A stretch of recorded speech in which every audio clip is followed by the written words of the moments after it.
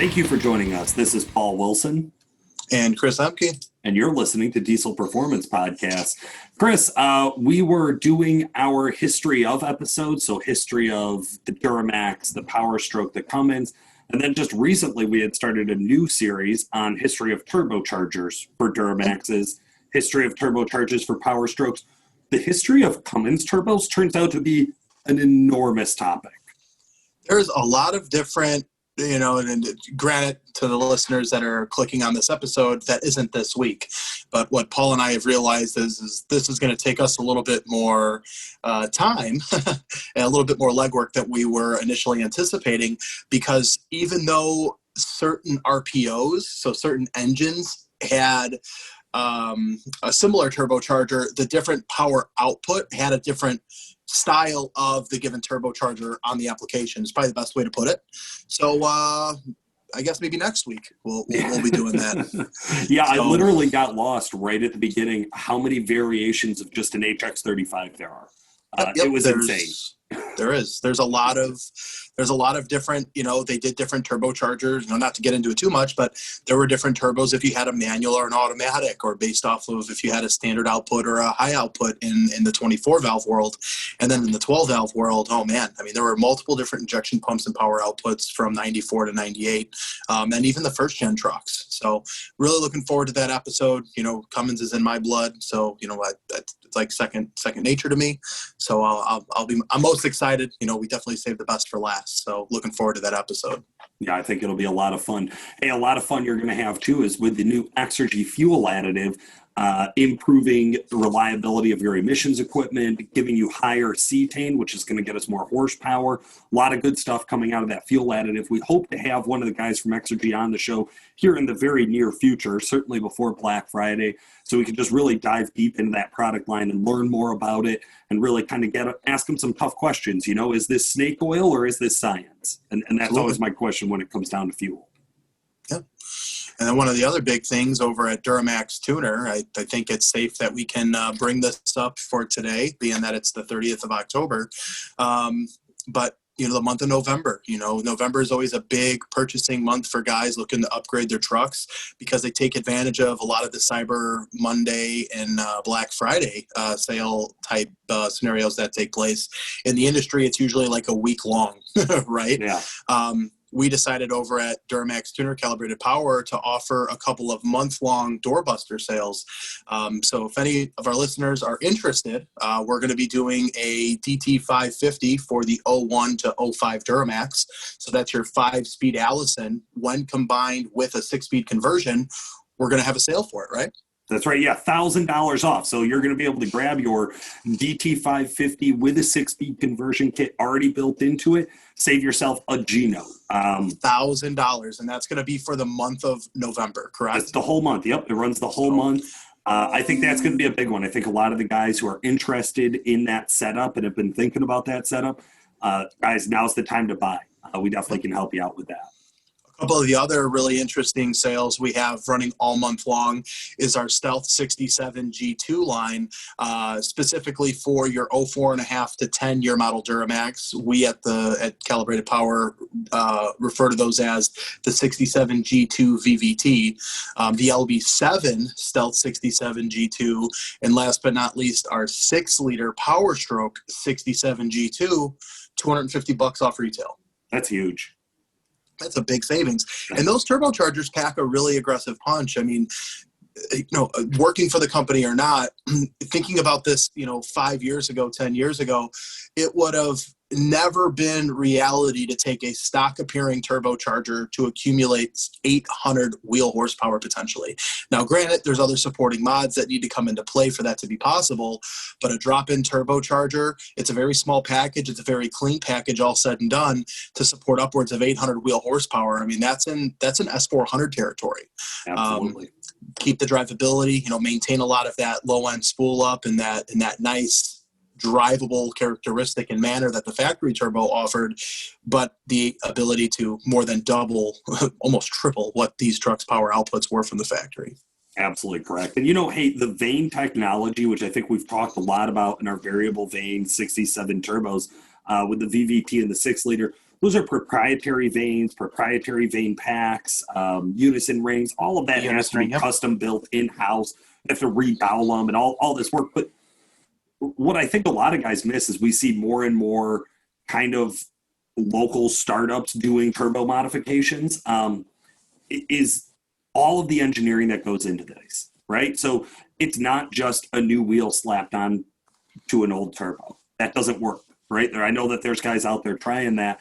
It'll make a little bit of power for a little while, but matching the turbine to the compressor wheel, the custom profiles working together. So that's how the blades are bent and what directions they're in and just how many there are. All these things factor in, and then down to your actual machining. So when we're modifying the housing, we're modifying the up pipe inlets and all of that work, it all adds up into a turbo that's going to be able to go on your truck, drive it every day, and pull like a freight train when you want it to. And I think that's why a lot of guys got into diesel in the first place. Speaking of guys getting into diesel, Chris, I find one of the places people get involved is with this podcast. We have a lot of guys who are very new to diesel who are listening to the show. It's overwhelming, and part of it is it's ironic in a sense, because for myself, being an enthusiast for years and then having the opportunity to be where I am now, where I work, being on the show, I'll get a lot of guys that come in for inquiries through the company, and then I send them out emails or follow-ups, and they're like, "Oh my God, thanks for replying back to me." Always starts with saying, "Love the podcast. We appreciate the content." And a lot of things like you just mentioned, Paul, these are guys that they're 2 years, 3 years into diesel, or they're fresh. Okay. Or some guys have been in the industry a long time, but this is an avenue for guys to learn about how diesel engines more or less work, how they operate, what to do, what not to do, what type of upkeep, what kind of maintenance, what kind of upgrades to make in the proper steps. This has always been a knowledge channel, and that's how we've always wanted to focus the podcast. That's right. And so one of the places we want to bring people together to be more immersed in that same mindset of learning about diesel and talking about diesel. That's why we rolled out our Fans of Diesel Performance podcast Facebook group. You guys have probably heard us talk about it. If you've listened to more than one show, I'm sure you have. The group is expanding rapidly. There's well over 1,800 members now. Guys are signing up every day. We approve new guys. We really don't. Yep. We don't scan anybody. The only thing we do is if we get spammers in there, we just delete them and ban them. But if you're listening to the show, please come and jump on the page. We want you to be a part of this community. We want you to be able to meet other diesel nerds who also listen to podcasts and talk about that. We also, for everybody who messages myself or Chris, there's a link right in the group to sign up to be a guest on the show. So you can actually jump on, look at our schedule opening, and be a part of it. With this, we get all sorts of stuff. So we get technical questions, we get buying opinions, we get people just posting cool pictures of their trucks. We also get some feedback from time to time. And that feedback is some good and some not so good, I guess you could say, Paul. Sure. So it recently came up, right, Chris? I think we can hit this on the head. I think a lot of our listeners are on the group. If you're not on the group, go check it out. We recently got a post with somebody expressing their feelings or their opinions about emissions equipment. Chris, I thought we would start off just in very general, talking about where we stand on emissions equipment. I don't want to speak for you, so I guess I'll just kind of let everybody know what my thoughts are. Yeah. If you have working emissions equipment, I would not jump the gun and delete it. We all know that the early versions of any new technology generally has some flaws on it. Emissions equipment is not separate of that truth, okay? So when the first generation of a DPF came out, it failed. When the first generation of an EGR came out, it failed. If I was in a situation where I didn't have to have emissions equipment for whatever reason, and those parts failed, I would have to very strongly consider what my motivation would be to repair or delete. It's not a moral question for me. It's a logical financial decision. If I live in an area like I do in Northern Illinois, where I do have the potential of getting stopped and getting fined for having deleted my emissions equipment, that would strongly weigh into my decision. That's just me. That's how I look at it. As we get into the newer generations, and I think you'll echo this, there's less and less of a reason to preemptively delete your emissions equipment. That's just a fact. That's not an opinion. That's not a political stance. That's not a belief. That's a measured result of testing.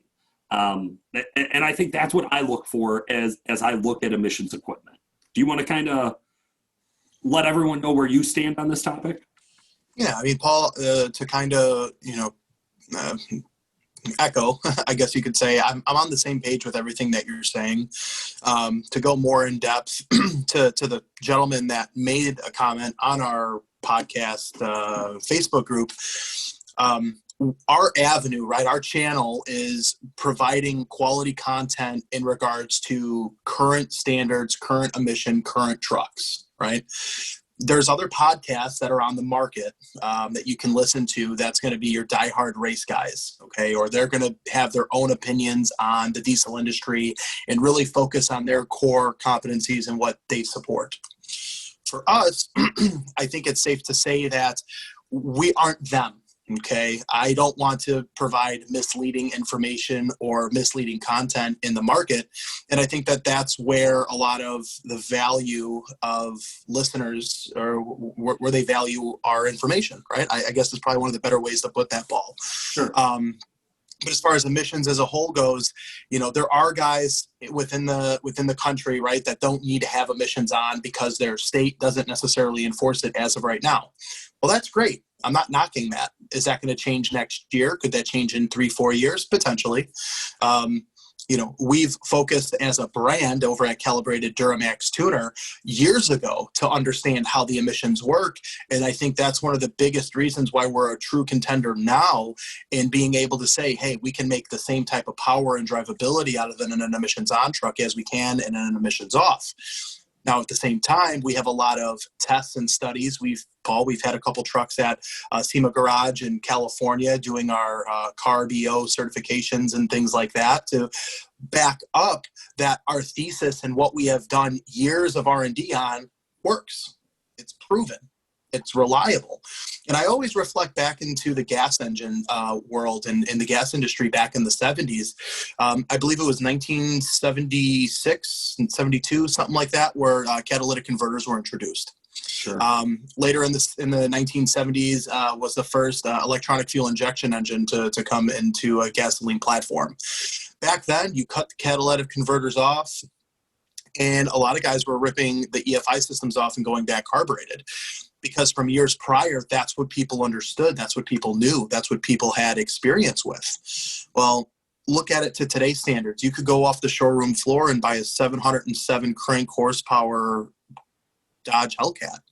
That's about a 625, 650 rear wheel horsepower application with all the emissions on it that 30, 40 years ago, guys were cutting and tearing off of their vehicles. And in the diesel world, I think we're definitely... We're in that mist right now. Okay, we're in the bulk of that, and we've been forced to change and adopt new philosophies.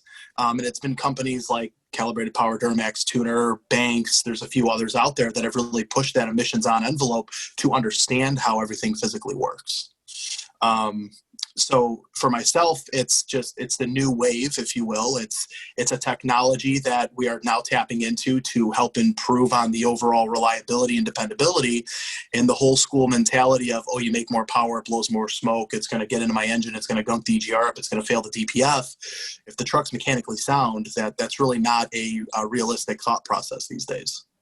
Absolutely. Yeah. Good stuff there. Guys, I think what our general points are is that there's industry regulations. There's been EPA activity throughout 2020, even amidst COVID.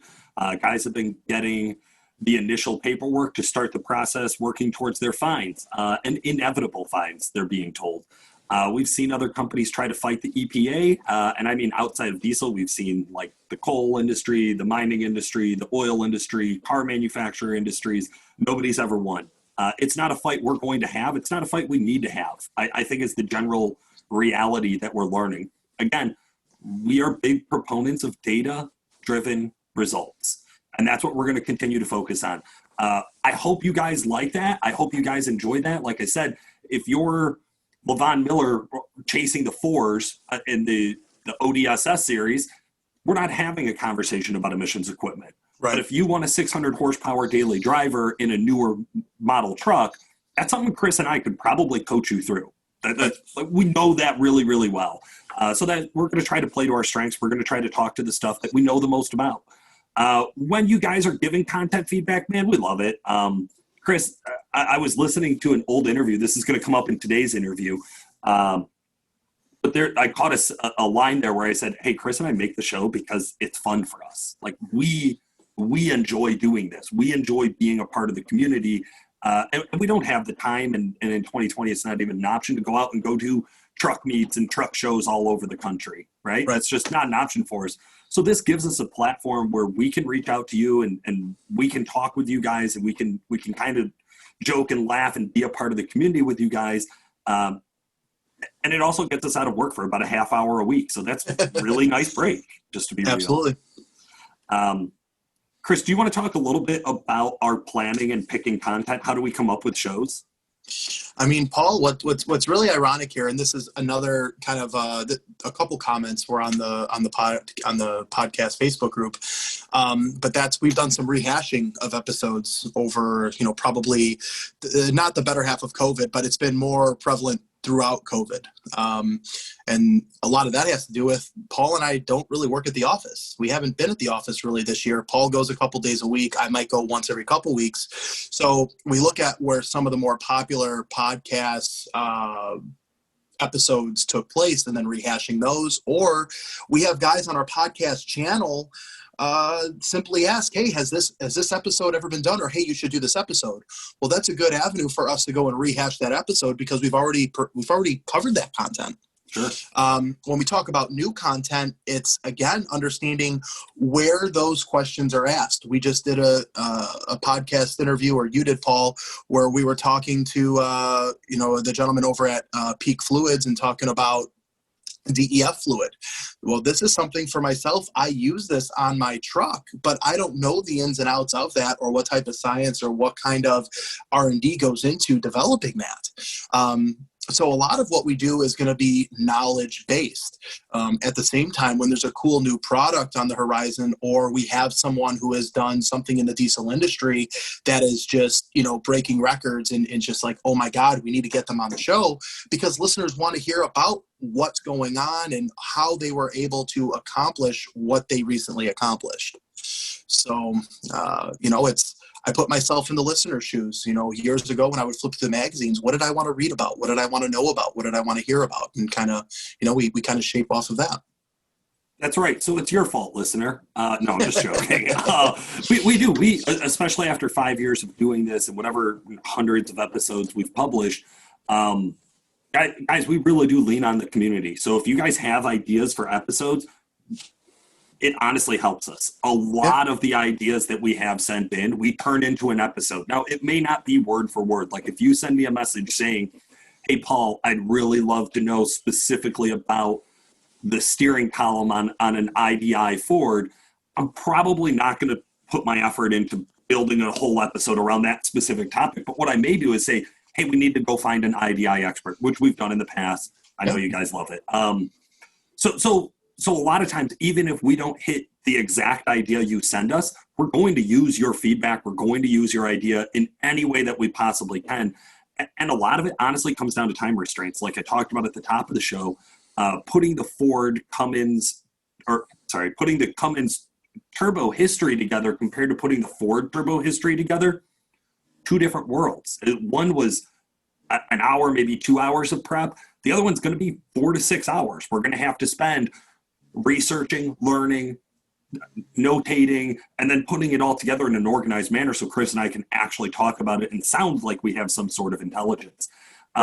So a lot of times production comes into that. So if you guys like hearing some of the stuff, if you don't like hearing some of the stuff, that's okay to let us know. We're open to hearing your feedback. But the best thing we can do to make the show better is take your ideas and try to use them as much as we possibly can. So please get into the Fans of Diesel Performance Podcast Facebook group. Leave us a message, make a post, get to be a part of the community. I wanted to take some time here, Chris, because I think a couple of these things that happened in the podcast group spurred us. And initially we have this emotional reaction to it. And then after a couple of days, we kind of calmed down and we start to look at it in a different light. And one of the lights I really, really enjoyed with seeing all of our fans out there, the guys who have been listening for a long time and jumped into the group early on, or maybe even just recently, and they're not afraid to be vocal about their opinions, and I really appreciate that. So I just wanted to give a shout out to Zach Benko, Jacob Bonnell, Kevin Hart, Keith Jesse, Trevor Canal, Zachary Zubak, Scott Cockrell, Mike Hanzik, Aaron Lynch, Mike Agnostu. Guys, there's a whole bunch of other people who went on and left really positive comments and made some really good points and really showed their support for us publicly, and we appreciate that.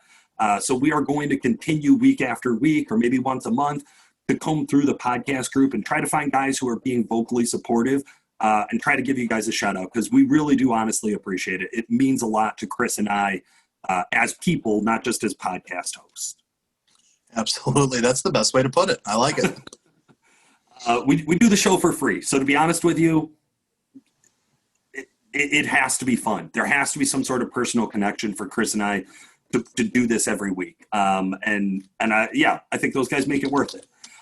Chris, enough about the podcast group. Guys, please, if this hasn't gotten you excited enough to hear about some drama, some conversation, some community, some people coming together, if that's not enough to go get you in on the podcast group, maybe this interview will. Today, I'm pulling up an old interview. I actually did this way back during the first wave of COVID shutdowns, and it's just been kind of sitting on the back burner. But I interviewed this really, really cool guy, Matthew Scarpelli. He's going to talk about emissions-equipped performance. He's going to talk about doing a turbo upgrade with emissions equipment.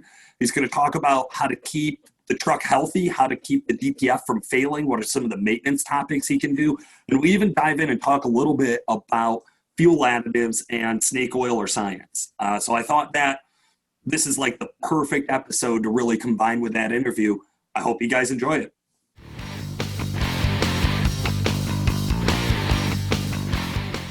All right, guys, and now it's time for our favorite part of the show. This is where you, the listener, get to come on and be a part of the show. You actually get to help us make this. I have a really exciting guest on today, Matthew Scarpelli. Matthew, how the hell are you? I'm doing really good, Paul. How are you doing today? I'm doing great.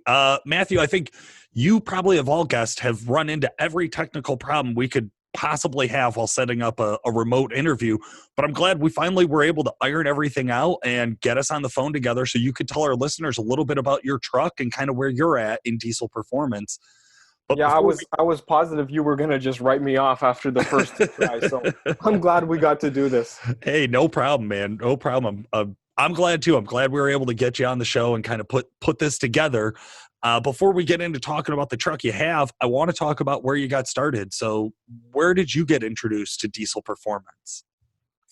So I think like 90% of everyone I've ever heard, my dad had a 2003 and a half 6-liter. That was the first truck I learned how to drive. And if I'm being totally honest with you, I fell in love with the concept of a truck before I fell in love with the concept of a diesel. Sure. So, you know, I got my license. I'm thinking about what vehicle I want to buy. I work construction. So not only do I love trucks, but I'm going to justify a 3/4 ton truck personally. And not that the Ford hasn't been a great truck for him. He's got about 200,000 miles on it, still on the original head gasket. Hard to believe, I know. I like to knock him on the truck, but she's run good. Minor problems, nothing big. But no, I didn't want a Ford. I got to be honest, because I knew from driving the Ford I liked diesels, but I wanted a real diesel. Ooh. And for those of you that know, you know, that means it had to be a Cummins. This guy. I love it. I love it. Okay, tell us more about it, man. What was your first Cummins? So my first Cummins at a nice, ripe, young age was a 2018 Ram 2500. It had the 6.7 with the 68 RFE. It was a Laramie, so it's done up really nice. You know, it has 4-wheel drive. It's a crew cab short bed. It is everything I think a truck should be, and it is everything I think a diesel should be, if that answers your question. That is a bold statement, sir. That is taking a big swing for the Cummins. You know, like, people love their Duramax. I know that. I know people love their Power Strokes. They're respectable trucks.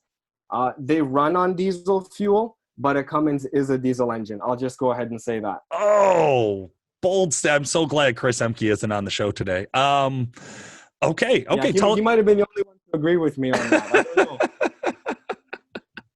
I think the old adage always comes to mind, and I know this isn't true on the 4th gen and 5th gen Cummins, but it always the old adage used to be you buy a Cummins, it's wrapped in a Dodge, and you just have to deal with that. But they're getting better. We've talked about that. It is, right? Yeah, it is a little. It's a nice truck, but I didn't buy it because I wanted a Ram. I bought it because I wanted the Cummins. Like, if I could have got a Ford body with the Cummins engine, I probably would have done that with an Allison transmission. Like, let's just be real here. That's Nothing the dream. against That Ram, setup is what everyone wants, right? I That know. setup is it. I know. Okay. Well, let's get started at the beginning then. What do you use your truck for? So, like I briefly mentioned, it is a construction vehicle for me. So, hauling tools to and from the site, occasionally hauling a trailer, loads of stuff in the back. But I guess majority, it's also a commuter vehicle for me. I only have one vehicle. I have no reason to buy a car. So my truck is also my weekend hot rod. It's my grocery getter. It's my, road trip vehicle, and it's my work truck. So it's everything for me. I love that. Okay, so you got to have some versatility out of it. Now, I know you've got a few mods done, and I think you're at a really fun power level, and kind of you've built your truck in a way that we talk about building a truck a lot of times on the show. So it's great to have somebody on who's really done it.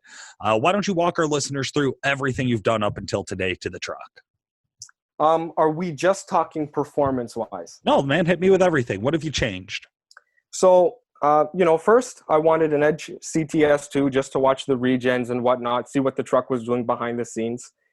That got me started into, okay, man, diesels are really cool. Like, there's a lot of stuff that I'm seeing here. And I learned where my parameters should be and should not be. So I'm watching that, and then I'm saying, hey, while I'm watching this, it'd be nice if things sounded good. So I did a full speaker overhaul. I put in a sub amp. Even though the truck had a sub, changed out all the speakers. Love how it sounds. Now I said, okay, let me see if I can get it to look a little nicer. Put a set of Method wheels on it, Cooper ST Max tires. And the truck was great at that point. I loved it. But I started to not love driving it as much. The 68 RFP transmission, now that I had the CTS in front of me, I could see it didn't know what it was doing at times. Honestly, I could see if it was locked up and it shouldn't have been locked up, if it was in the wrong gear, if, like, I'm getting ready to slow down and it's trying to get into who knows what type of gear, if it's jumping 2 gears, 3 gears. So that was a little discouraging. And just, I knew the Cummins made power, but I couldn't feel it. Yeah. If that made sense. Like, when I had a trailer behind, you're taking off like nothing. But just driving around, it left a lot to be desired for responsiveness and how you put the power to the floor, if that makes sense. Absolutely. Yeah, no, we talk about that a lot, that kind of disconnection of what that pedal feel should be compared to what it is usually what lets a lot of guys down. That's why when we were just recently in our 2019 episode where we were talking about all of the big 3 trucks and kind of the comparison between them, it really came down to this reality that, like, hey man, a 2019 Cummins, I think everybody on the show that day all said that they would prefer to go out and buy a 2019 Cummins. But they all also said that's only because of tuning. Because if you were to actually go to the dealership and drive all 3 and you cared about how the truck drove, Cummins leaves a lot to be desired from the factory. So it does. So I love to hear this. So you start doing all the things that normal guys and especially younger truck owners do, right? You go out and you do something with the sound, and then some of your speakers are good or head unit change, whatever everybody's doing these days. Yeah. And then you're like, okay, well, I need some wheels. It's got to look good, right? The ladies love a truck that looks good. Okay, so you throw some wheels on it. I'm surprised. I know a lot of guys are big into, like, go out and get some sort of super bright headlights, but I think that 2018 has some really bright headlights in it. I don't know how many aftermarket options are really out there for them. Yeah, I'm the type of guy, I bought the Laramie package because I liked the look of things. Gotcha. So if I didn't like the look of things, why did I buy that package? I could have just bought a tradesman and put leather in it, right? That's how I look at it. That's how I look at it. I love that. That's a good way of phrasing it. Now, if I can continue my story, if you're cool. Please. So a little bit's left to be desired. I thought about buying a throttle sensitivity booster, but I didn't like the concept. I don't know if this is how they work, but no one's ever going to convince me otherwise of it just pushing the pedal further down. If I wanted to do that, I'll just do that on my own. So I scrapped that idea. I thought about deleting the truck. Sure. And, my dad's 6-liter, you start it, 3/4 of the neighborhood will wake up and, it's loud and it's nice and it drones and all that fun stuff. And I kind of wanted the Cummins to sound that way. But if I'm being honest with you guys, I was afraid that if I get pulled over, Ministry of Transportation or whoever looks at that and they see it's a deleted truck, now I could be fined. Now I have to return the truck to stock. Now I'm going to go back to hating my truck. I spent all this money. I have to pay this fine. So to me, that's not really an answer long term. Sure. So yeah, deleting was out of the question. So that left me to look at emissions intact tuning. I'm not going to mention the name out of respect for the company, but I looked at one and they were basically saying, yeah, as long as your truck has less than 50,000 miles on it, your truck should run fine. After that, get ready to delete it. And I'm thinking, so I'm going to spend all this money on a truck. Then I'm going to spend all this money on tuning a truck just to have to replace emissions parts, because I'm not deleting. I have to replace emissions parts. I'm going to do that to my truck. No thanks, bud. You can keep it. Then I heard, honestly, I'm being honest with you, then I heard about calibrated power. And I thought that they were pretty cool. I saw Nick Pregnance on his YouTube videos, and he did a nice job explaining things the way that I could understand them, about how the truck is making more power. But like I said, this truck is everything to me. It's my lifeline. So I don't have to worry about me putting extra strain on it unnecessarily. Whoever calibrated it used their brain. It was calibrated around longevity and I could say responsibility. I thought, okay, I understand how he says he's going to keep the DPF from sooting up, why the EGR isn't running who knows how much more through the engine. I'm not just basically pressing self-destruct on my truck. And yeah, I rode into a shop that I knew tuned. The owner got back to me. We had many 1-hour-long conversations. And I decided if I'm going to tune. So I went with Calibrated Power's King Tune. And I did a BD, I forget what the kit's name is, but it's a BD Protect. It's basically like a valve body mod just to increase the line pressure. And it cost me roughly $3,500 Canadian, labor and install for the kit and for the tune.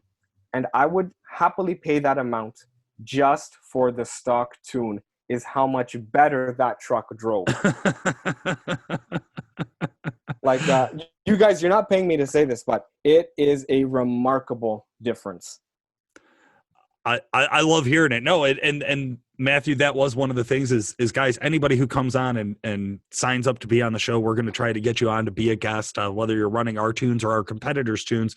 We don't really care, to be honest with you. The podcast is just kind of for fun for Chris and I and for all of our fans. But Matthew, I did catch in there that you're running the calibrated tunes. The BD valve body upgrade. I'm not familiar with the term. I know that's real popular in Canada just because we know that the import to get some of the hard parts over the border, there's some expense with that. So I know BD is a little bit better with Canadian distribution for you guys. So that makes a lot of sense. Now that brings the truck up to high 400s, low 500 horsepower range off the top of my head. Just doing the valve body and the tune alone. And like you said, the stock tune in there, it's an optimized stock tune. So it does feel like a totally fresh truck. It feels like a night and day difference. Where did you go from there with it? How did you use it differently once you had a tune on it? I just want to clarify and add that I did also get the transmission tuning, if I can. Good. Be so bold to say that. Please. And I credit most of what I noticed, even partially to that. But so your question is, how did I use the truck differently after that? Yeah. So did you notice, like, when you were driving, that you were able to change your driving habits once you had a tune on there? Yeah, for the worse. I got into the habit of, you bought an 8,000-pound pickup truck with an inline-six engine. This is not your car to pass. This is not your light to take. And I'm not saying at all that now I race my truck, because that's not my thing. But I can pull out in traffic. I don't even worry if I'm going to pass the guy. He doesn't know what's going to come to him. That is a great feeling. Also, I noticed I was going to the diesel station less, because even though I'm driving my truck harder, I found myself getting a 2 mile per gallon increase, like hand calculated. So that was spectacular. Now, mind you, I don't drive that fast. I'm the type of guy, if the speed limit is 60, I might go 65. I'm not really trying to push 75 plus. But loved the fuel economy I got out of it. Loved the drivability, the responsiveness of it. Does that answer your question? Absolutely. Yeah, I know when we first rolled out 68 RFE tuning, I thought it was just gold. I had driven all of the shop trucks and the Cummins trucks around here, and I always said the same thing. It feels like a slush box. Doesn't matter how great that Cummins is. They make mad power on the dyno for cheap. They make mad power at the racetrack. They make mad power. Like, if you're going to get into competition or having fun, like, I understand the benefit of a Cummins. I really do. But what I've always said is that for the daily driving, it just, who cares? If it feels like a slush box underneath you and you can't put that power to the ground the right way, it doesn't matter what power you have, right? So being able 100%. To get those firm shifts, that crisp shifting feeling, torque converter lockup in some sort of intelligent manner, which sounds basic, but like really it does feel that way of like, why on earth is it not like this from the factory, right? Like, why can't we jump off from here and improve it? But it is. Once you have that added line pressure, which is going to increase your clutch holding capacity, so the clutches won't slip inside of the transmission, so hold the gear better. So we have that added line pressure that we get from that valve body mod, and then you put the right tuning on it, and man, it feels like an all new truck. And that's what I always find myself saying, right? You're really right about that. Like it was like I went to a dealership and bought a truck that didn't exist. It was amazing to drive after that, like a brand new truck. Yeah. I like that. So I also like to hear you took a lot of time doing your research from what it sounds like. So I caught that you watch some of the YouTube channels. I love to hear that. I know before the show we were talking, you listened to the podcast. Of course, that makes us feel great. We really do appreciate that, guys. But where else do you go to learn about diesel? So I'm like every Cummins guy with that 12-inch sticker at the back of his window. Cummins Forum was awesome. But majority of what I've learned, I've just done by trusting a shop that I've gone to. There's an owner there. The guy knows diesels inside out. He's done an immaculate job helping me to get what I want to get out of my truck. He's answered all my questions. So for me, really, I didn't do it in the dark. I did it with knowledgeable people guiding me the whole way, if that makes sense. You know, I think that's such a good point to make. So often I find myself digging around and reading these days because we're stuck at home here, and that's pretty much one of my only options. But I do remember when I first started in diesel, there's so much I just didn't know. And I had the luxury of working by somebody like Nick or Bob back in the day where I could just go and literally tap them on the shoulder at their desk and say, hey, here's my question and answer. And I never, at the time, I never realized how valuable that was. I always felt grateful that my coworker was willing to help me, but I never realized sometimes how hard it is to find the right answer about diesel. And a lot of times you do have to step back from all of the research and go and ask somebody who has the experience. Yeah, 100%. And that just seems to make the world of the difference when you're actually trying to figure out where listen, like, two turbos that are built with similar specs, they're going to get similar results. And then figuring out which one is right for you, it's really hard to do if you're just reading spec sheets, right? Like sometimes you need somebody who's had the experience to say, hey, listen, I've run this, I've run that. This is what I've gotten here. This is what I've gotten there. This is what my experience has taught me. And that you just can't pull that out of Google reviews. You just you can't. Right? You can't. You need somebody who's real, that you could trust, that you could see some of their work. And I love that. I love supporting a local shop too, man. It's really important. Doing things like the valve body upgrade. Hey, it's not bad. You could do it at home. You could do it in your driveway. You could do it without a lift. Totally possible. But it sucks like that. Yeah, you're not kidding. Like, You're not kidding. It's not the fun. It's not how I want to spend my Saturday. I get it. Hey, listen, if you have to do it and you're saving money, do it. Great. Love it. But if you don't got access to a lift, like that job is, again, a totally different job when you just have a lift and you're able to just walk underneath the truck. And Right. if I may add to that, Please. 3 other things that I've done to the truck is I put a larger fuel tank on it. S&B came out with a crew cab short bed fuel tank. Oh, yeah. And I always thought 31 gallons was a little small. And now that I did have a little extra horsepower, it's true I got better mileage, but I also sometimes used more fuel, I guess you could say. You know, kept that paddle at the floor longer. So having the bigger tank was nice. And I opted to put in a fleece in-tank lift pump, just because while the tank is down, it takes nothing to install it. The shop did that for me. And then this way, I don't have to run, like a fast is nice or an air dog is nice, but it's in tank. You don't see it. You don't notice it. That's what I'm all about for this Cummins. That I got the shop to do. I opted to put in ARP 625 head studs on my own. And it was fun. I'm glad I did it because I learned a lot doing it. I will never attempt a job like that again.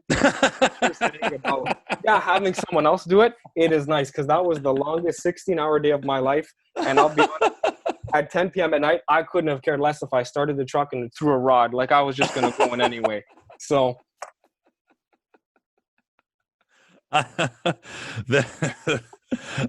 think that's the perfect story right there, man. That's it. That's right. Like I'm building this truck for a little more power than what the King Tune I think will give me. The ultimate goal is to, I don't even know if you're going to touch on this, but the ultimate goal is to put in a BD Screamer VGT turbo and then hopefully get it recustom tuned via you guys and see if I can push out maybe an extra 100 horsepower just to have on hand. So Sure. The head studs was like cheap insurance to me. And again, the lift pump, maybe I don't need it, but does it really hurt to put it in there? It has a lifetime warranty. I think you'd be crazy not to. My factory one doesn't have a lifetime warranty. So just for that alone, at least I'm covered, right? Yeah, I've heard those new fleece intake pumps are awesome, and honestly, They I haven't are. got to try one out myself, so I'm excited to hear some real world feedback on that.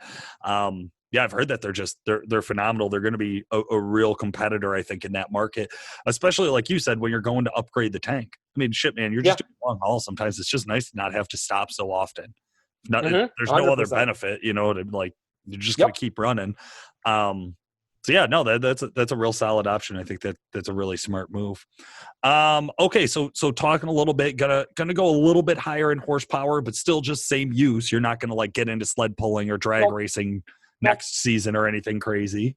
No, truck's gotta start every morning for me to get to work. So I'm not gonna abuse it. I'm just gonna run her hard. I love it. Who do you want to give a shout out to, man? Who's helped you along the way in diesel performance? So big time shout out to DG's ProTech and Dustin Gawley. He is a master of a mechanic, and that shop, I was nervous to drop off my truck there the first time.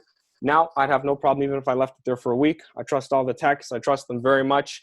And I honestly owe the fact that I'm tuned to them because I don't know if he hadn't called me if I would have gone for it or not. I love that. That's good stuff, man. What advice do you want to share with new listeners, somebody who's brand new to diesel performance? What do you think are some of the most important piece of advice that they could hear? If I could say something, I would say don't believe everything you read on the internet and overbuild your truck. A lot of people think that deleting is the end all be all. Maybe it is. I don't think so.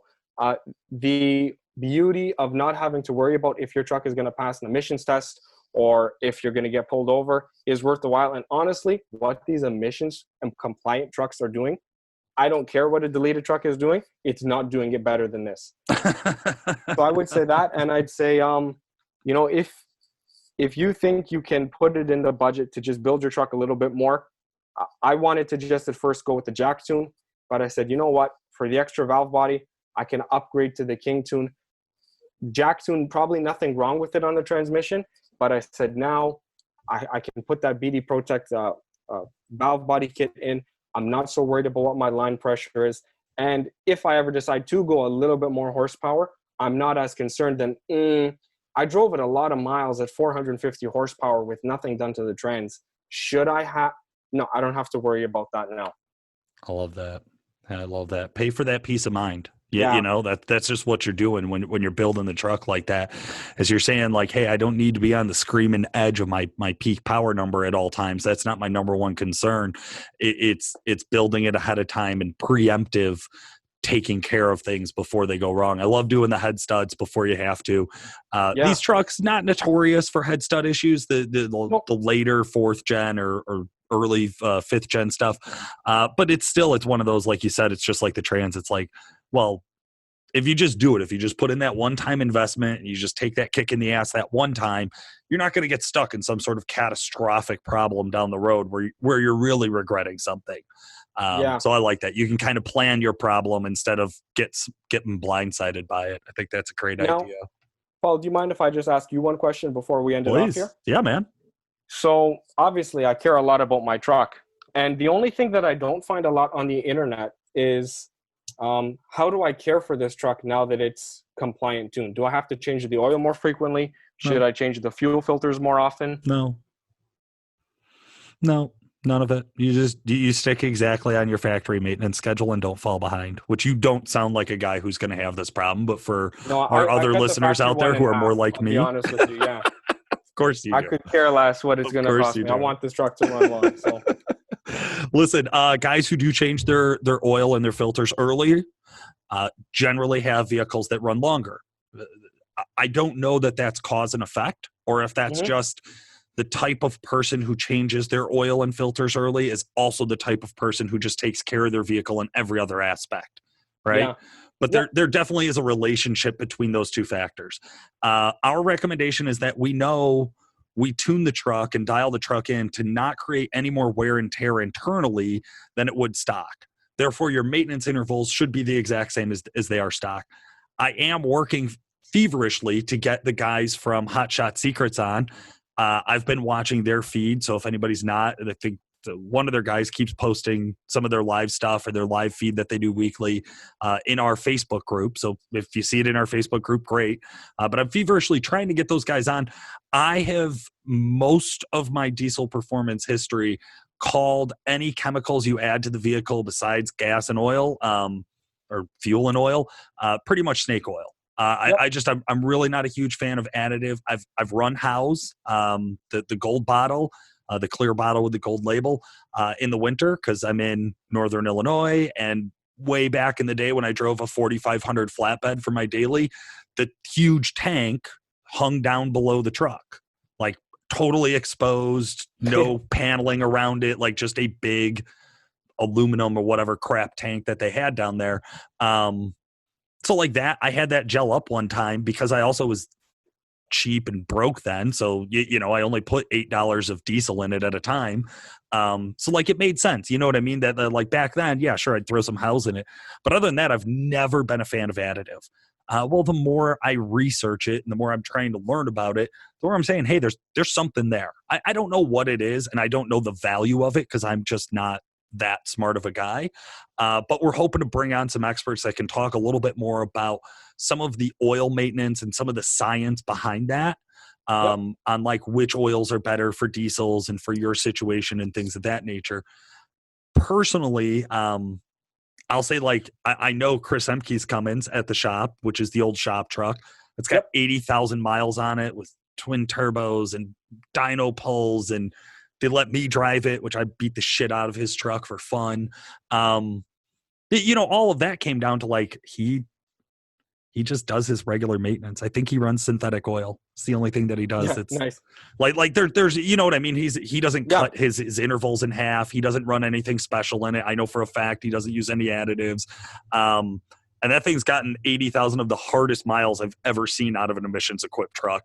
And it still hasn't missed a beat. I mean, they honestly just pulled the twin kit off, and he's running one of our new test turbos, one of our new R&D turbos for the 4th gens in it right now. So we're hoping to see those out in the near future. But yeah, I think honestly, just idle time kills these trucks. So if you do extended idle time, doesn't idle more than a minute in the morning.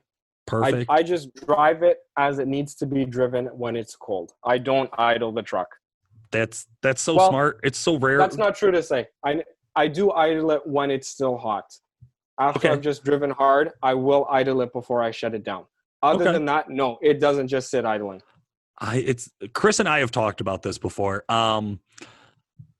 I would never make a payment in a vehicle that wasn't comfortable to drive. Therefore, I would always start the vehicle and let it warm up for 20 minutes. And like 10 to 20 you did that with your minutes, 7.3, didn't you? 100%.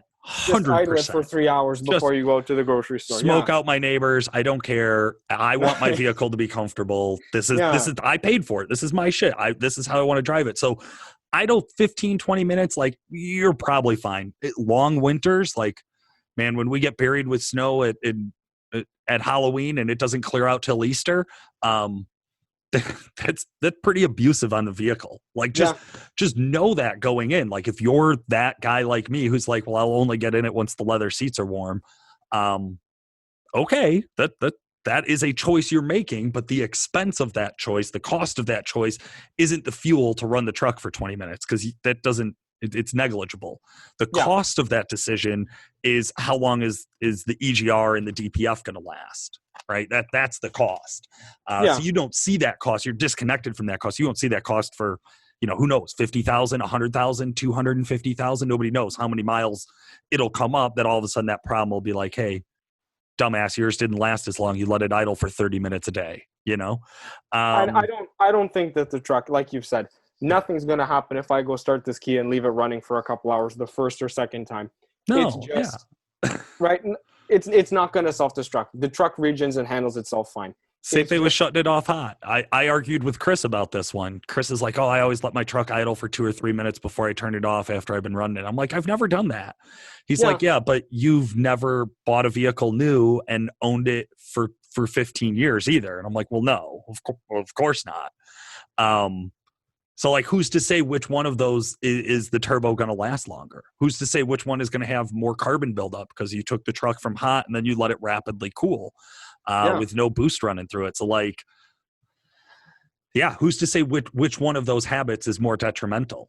It's pretty obvious, right? I don't care. The reason that I do my oil changes, my filter changes in half, the reason I don't idle, it's just so that if I ever got a large bill for something that had to be done, I'd kick myself more if I didn't do these things than if I do. Right. That's it. Right. So I'm not even recommending to someone that they do what I do. It's just for me, I could stomach something happening to the truck better knowing that I did what I could have done.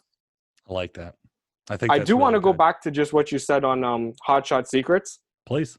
And without delving needlessly into it, I will say that I run their fuel additive.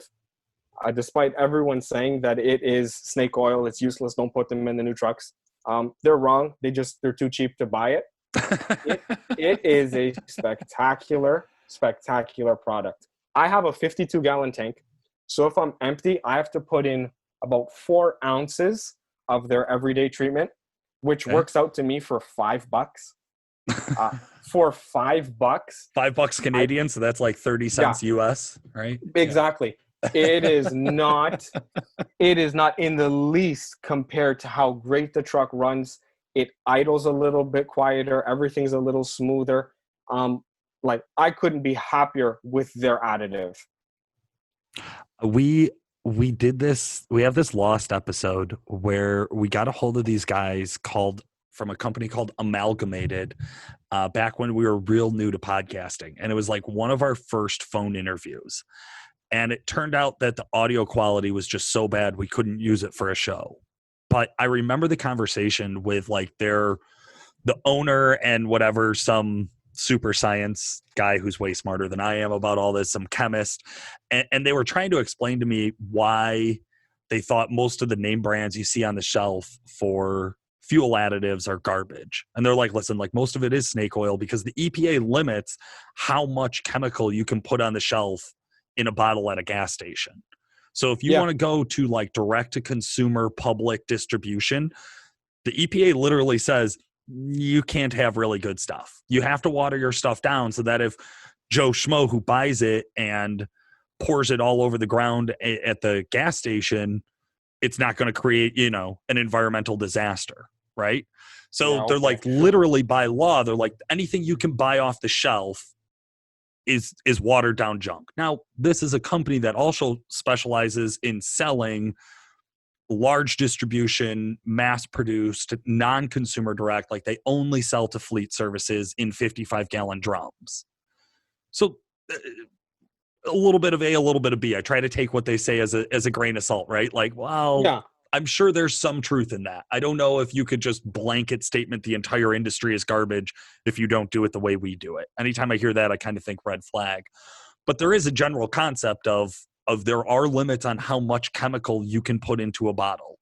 So if you have a 16-ounce bottle on the shelf, there's only so much active ingredients they're allowed to put in, right? And that's fine, but whatever they're putting in works, I'll tell you that. And there's the thing is does it pay for itself? Because once I start talking about fuel additive or oil additive, I'm a cheap ass, and I'm thinking, am I going to see a return on my investment? Is this going to make sense for me to where it's worth it to keep buying it? And from the research I've done, it indicates that that's really, really possible. From my anecdotal experience, pretty mediocre, not much to talk about. So that's why I want to have somebody on who's an expert, who can talk about the science behind it, can talk about the chemistry that goes into it. And I think that will help at least me personally decide. And hey, if the listeners get something out of it, that's cool too. Yeah. Paul, just one more shout out if you don't mind. Please. I just want to shout out to my buddy who it was like -6 that day when we did the head studs. I want to shout out to my buddy Josh when he came and gave me a hand putting them in.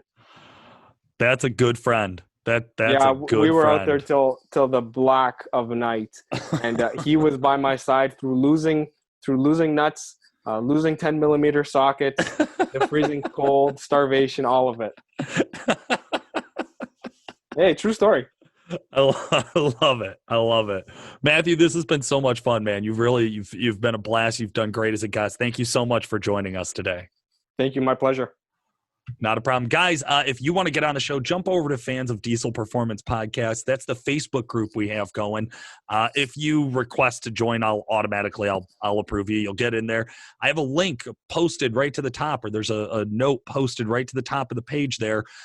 You just click on the link and sign up. You can just get onto the show. Make sure you do me a favor. Go and still post a picture of your truck so we can have that for the future. For today, this has been Paul Wilson, and thank you so much for listening.